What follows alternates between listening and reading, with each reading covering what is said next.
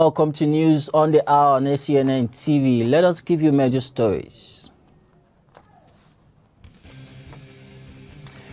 The Lord Bishop of Bida Anglican Diocese, Right Reverend Jonah, reacts to the attack on himself and his family by some unidentified Muslim youths who beat the bishop and his family in his farmland in Kopa village in Lavon local government area of Niger State.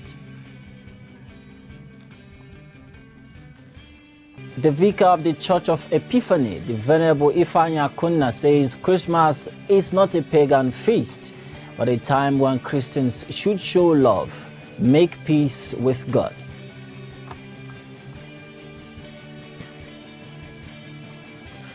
Plus, United Bank of Africa, UBA, takes over Abuja Electricity Distribution Company, AADC, over failure of its major shareholder to pay back a loan.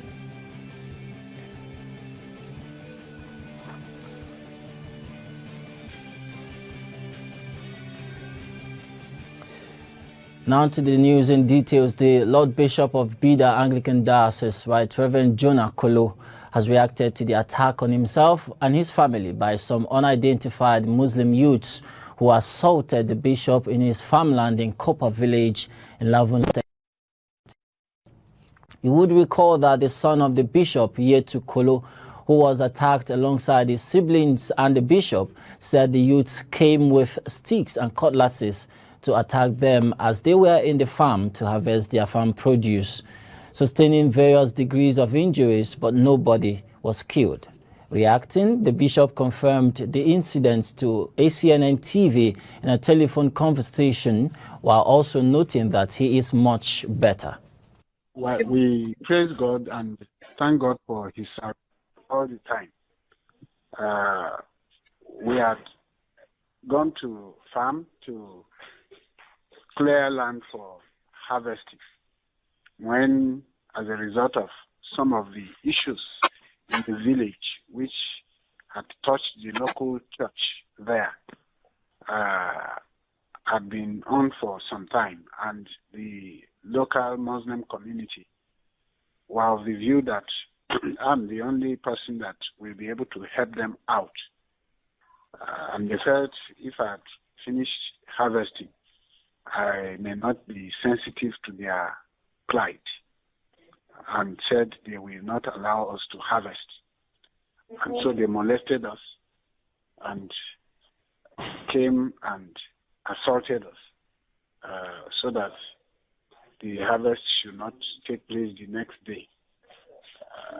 Well, as usual, because everything was in the glare of the public, those who saw what happened were able to report. And being a global village, everybody is now quite aware of what had happened. Presently, we have given our report or our complaint to the police, and they are acting to make sure that the situation is adequately taken care of. It will therefore be unnecessary and unclear to start to speak now that they will want to get the situation addressed. We'll allow them take care of that situation, pick up those who need to be taken up, so that this type of thing is not allowed to happen again. Once I tell my story now, people will say it's one side of the story, and they will say the other people are at a disadvantage because they are not able to have access like you have done in my case. But not too long from now, I do know the Lord has taken care. He has healed us, and we are much stronger than when it happened. So God willing, we are strong. I should be with him in Abuja on 15th for inauguration of a committee. Elsewhere, the Lord Bishop of Lagos West Diocese, Church of Nigeria, Anglican Communion, the Right Reverend James Odedeji, has admonished Christians to pray ceaselessly because of the perilous times. He made this declaration at the opening ceremony of an annual triumphant convocation organized by the diocese. According to him, the idea of triumphant convocation came after his consecration 9 years ago. Talking on the theme of the convocation, which says, "We are more than conquerors," he encouraged Christians to be expectant. He charged them not to doubt God and not to look on any man for blessings. An Anglican priest with the Diocese of Abuja, the vicar, the Church of Epiphany, the Venerable Ifeanyi Acnn, has stated that Christmas is not a pagan feast, but a time when Christians should show love, make peace with God. He stated this during an interview with our correspondent, Nwanne Ogechukwu. My message to Christians in Nigeria at a time like this is for them to seek Jesus. Wise men still seek Jesus. Christmas is not a pagan festival. It's not a festival when people should be committing crime.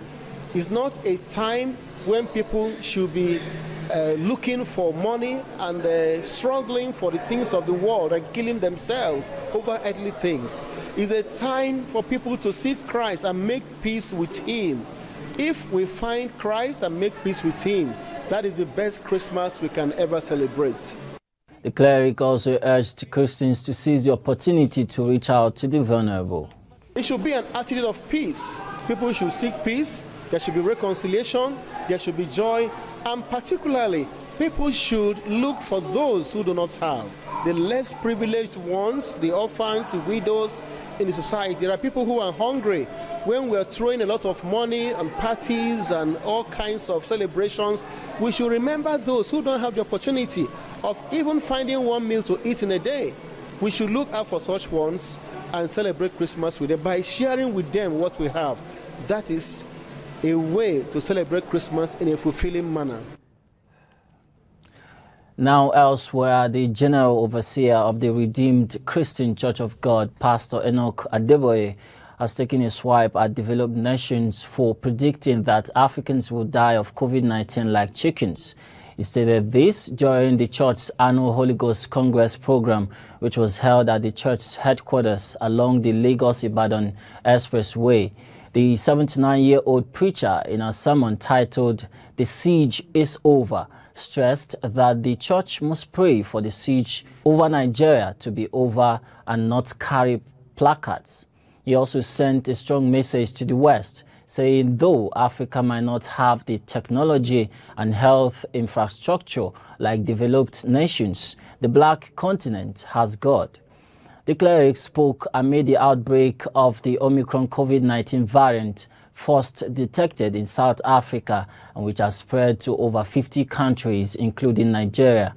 Many countries, including the United Kingdom, the United States of America, and European nations have since slammed travel restrictions on African countries, a move that has been widely criticized as discriminatory. Sad news hits the Diocese of Kumasi in Ghana. Of its priest, Reverend Canon Daniel Kwabena Pierre, passed on. The late Canon Pierre, as affectionately called, is a product of St. Nicholas Seminary and was the parish priest of St. Anne's Anglican Church, Ashtown, till his demise. He was designated as canon onto the stall of Philip Kwaku in December last year. He is widely known for his love and passion for the Anglican Church. Led by Right Reverend Oscar Christian Amor, Bishop of Kumasi, a requiem mass was held on Tuesday, 7th December, in memory of the late canon. Now, Venerable Dua, Archdeacon of Mania, at the homily eulogized the late canon as a soldier of Christ who served God diligently and described his demise as a call to a higher service. He urged mourners present to be ready for the changing scenes of life. In the words of the Venerable, storms of life are unavoidable. They must be ready for it. We may be forced to replace faith with fear when confronted with the worst. Jesus must be our stronghold in such times. End of quote. The burial arrangement for the late canon has been slated from 7th to 11th January 2022. He left behind his wife and 2 children, and he was 59 years old. The Christian Solidarity International, CSI, has called on President Joe Biden to intervene in the case of Luka Biniat, a Nigerian Christian journalist who has been imprisoned for nearly a month for his reporting on massacres of Christians in his native Kaduna state. In a letter sent to the president, CSI's international president, Dr. John Abner, asked Biden to use his Summit for Democracy to urge Nigerian President Muhammadu Buhari to release Biniat. In the same letter to the president, Dr. Abner wrote that Biniat's arrest followed the journalist's reporting on the Nigerian security establishment's consistent failure to either halt genocidal assaults carried out by Fulani Muslim militias against the Christian communities of Nigeria's Middle Belt or to arrest the perpetrators of those assaults. Genocidal violence against indigenous Christians in Nigeria's Middle Belt has become a regular occurrence in recent years. On November 26, Fulani militias killed 10 Christians, including 3 children. In Nigeria's Plateau State, on October 31, gunmen abducted 66 Christians from a worship service in Kaduna State. Last month, the captors released a video showing the killing of some of the abductees.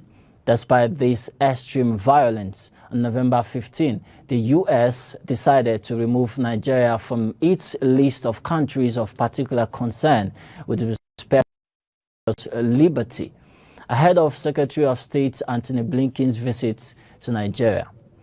The U.S. Commission on International Religious Freedom decried this decision as unexplainable. Reverend John Hayab, one of 5 Nigerian civil society representatives selected to meet with Blinken in Nigeria, said the decision was the equivalent of telling a sick man to go home and die. Still to come at the Summit for Democracy, Biden says democracy is facing alarming challenges worldwide. These and other stories coming your way after this break. Please stay tuned. Crossfire is a program that treats controversial topics on diverse issues surrounding the family, church, and society. Does it mean if a woman now prays with her hair uncovered, God will not honor the prayer?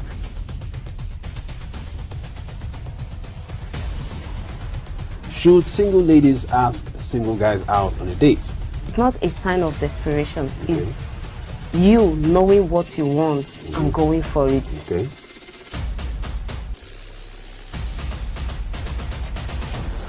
But you can't tell me that comedy in the church is wrong. Written by if you go through our Church of Nigeria hymn now, you will see so many hymns written by Nigerians. You know, a man is seeing something here, he's going for something else. Men are confused. That's why I said you have to help them out.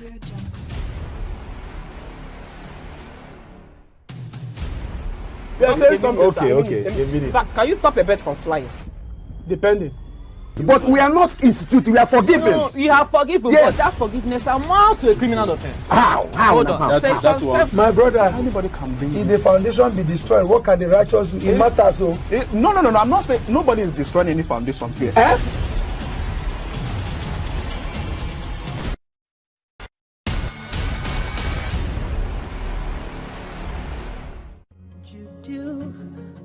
Church of Nigeria Anglican Communion, Diocese of Niger Delta North, Holy Trinity Anglican Church, Rumapara District, presents 7 Nights of Possibilities, Praise and Suya Night 2021. Theme, Divine Visitation, John 5, 1-8. Venue, Holy Trinity Anglican Church, number 520, Ikwere Road, Port Harcourt. Date, Monday 6th to Sunday 12th December 2021. Ministering, Right Reverend Wisdom B. Ihon, Chief Host, Right Reverend Foreman Nedison, Speaker, Venerable Dr. John C. Adubasim, Host, Evangelist Professor Chinonso Achebe, Speaker, Ministering in Songs, Priye Odede, Asu Ekie, and Praise, Jackson Jones, Minister Ale, Minister Favor Anukem, Shinedu Nehemiah, and Minister Uchenna. It will be broadcast live on Facebook at HTC Rumapara and ACNN TV.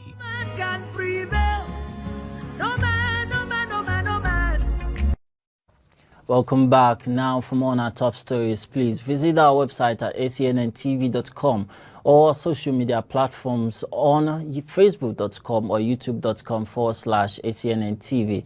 To be up to date with our news and other programs, download the Avo TV app from Google Play Store. And now you can also advertise your goods and services on ACNN TV. Moving on, the Sultan of Sokoto, Mohamed Salah Abubakar, has lamented that terrorists kill people daily in the northern parts of the country, especially in the northwest, and the killings are mostly not reported. This is just as the Sultan called on Christians to disregard the recent threat by some persons who warned that those found attending churches in Zamfara State would be killed.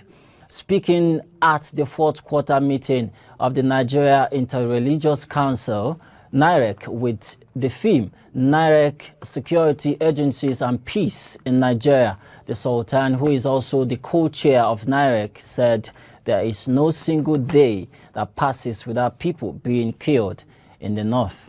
He said Nigeria has a series of challenges facing it, and if leaders don't wake up and come together to understand the issues facing the country, the challenges will escalate. In his remarks, President of Christian Association of Nigeria, Acnn, Reverend Samson Ayokunle, lamented that Nigerian roads have become a den of kidnappers and a no-go area for travelers. Ayokunle, who is also the co-chair of NIREC, wondered why persons would be kidnapped and the security forces cannot trace the kidnappers to their hideouts and rescue the victims. Telecommunications company MTN Nigeria has said it is perfecting paperwork to commence the construction work on the Enugu-Onitsha Way project. Linda St. Nwafo, Chief Enterprise Officer, MTN Nigeria, disclosed this at the announcement of the company's 97 billion naira public offer to retail investors for the sale of 575 million shares in Orca. According to her, the sale of 575 million shares was to offer Southeast investors the opportunity to own a share of MTN. She urged people from the region to embrace the opportunity, describing it as a democratized participation in share sales. Also speaking, Ademola Olanio, Senior Manager, Financial Reporting Finance, said the company was not selling shares because of scarcity of funds, but to give Nigerians the opportunity to be part of the business. Now, United Bank of Africa, UBA, has taken over Abuja Electricity Distribution Company, AEDC, over failure of its major shareholder to pay back a loan. In a statement jointly signed by Sanusi Garba, Chairman, Nigeria Electricity Regulation Commission, NERC, and Alex Oko, Director General, Bureau of Public Enterprises, said UBA is now in receivership of the Power Distribution Company to recover the loan it gave AEDC major shareholder Can Utility Company Limited. AEDC, managed by Can, had been failing to redeem the 2013 loan facility and other commitments, and there has also been a struggle between the bank and AEDC over breach of contract.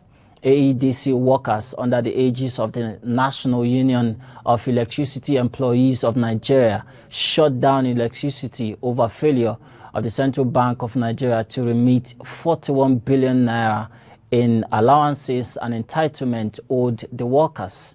The regulators noted that the breach of contract prompted UBA's drastic decision to take over 60% equity in the distribution company and appoint an interim manager to oversee AEDC's affairs.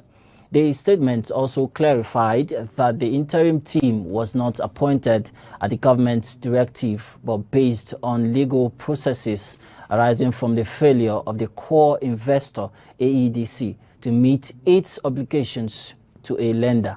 The decision is not expected to negatively impact on subscribers, as Nigerian Electricity Regulatory Commission said the measure was taken to ensure continuity of service to end-user customers in the service areas.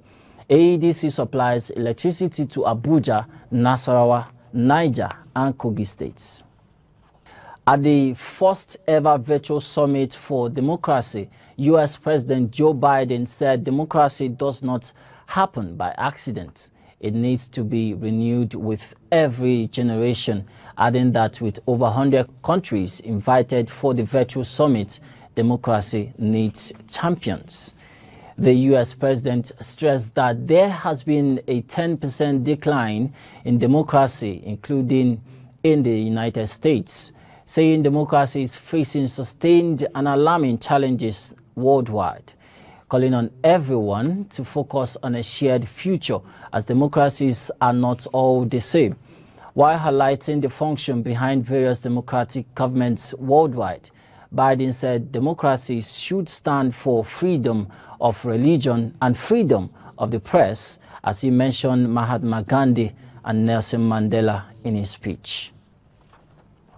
Now on sports, Liverpool winger Mohamed Salah wants assurances about the Premier League club's plans for the coming years before he signs a new deal. According to a report, financial terms are not the only issues holding the 29-year-old back from extending his deal with the Reds, as he indeed wants more money, saying he also wants to ensure he will play for a club that challenges for major honors. Meanwhile, the Egypt international wants to know that Liverpool will bring in the best players to build a team that will compete for league titles and Champions League. But Salah has publicly stated that his desire to stay at Liverpool, as he said, and I quote, "I have said it several times.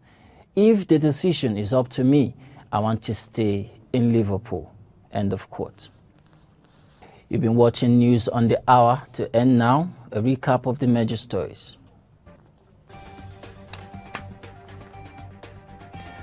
The Bishop of Bida Anglican Diocese, Right Reverend Jonah Kolo, reacts to the attack on himself and his family by some unidentified Muslim youths who assaulted the bishop in his farmland and in Copper Village in Lavon local government area of Niger State.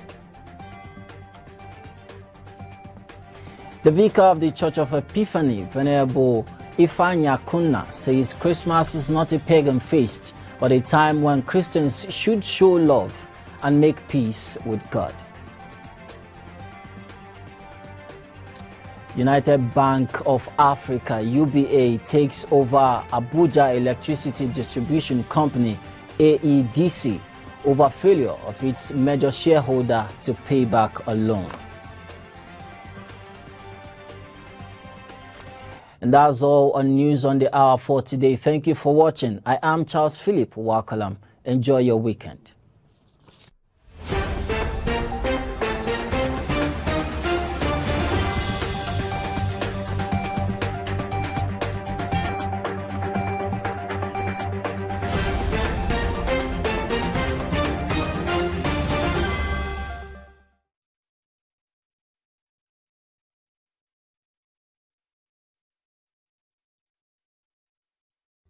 Beaming from the nation's capital, we bring to you the good news through various programming, news update, worship, and teachings. The paralysis of sin makes us to be separated from God. Contact us for your live streaming solutions and event coverage, such as synods, conferences, seminars, revivals, and lots more.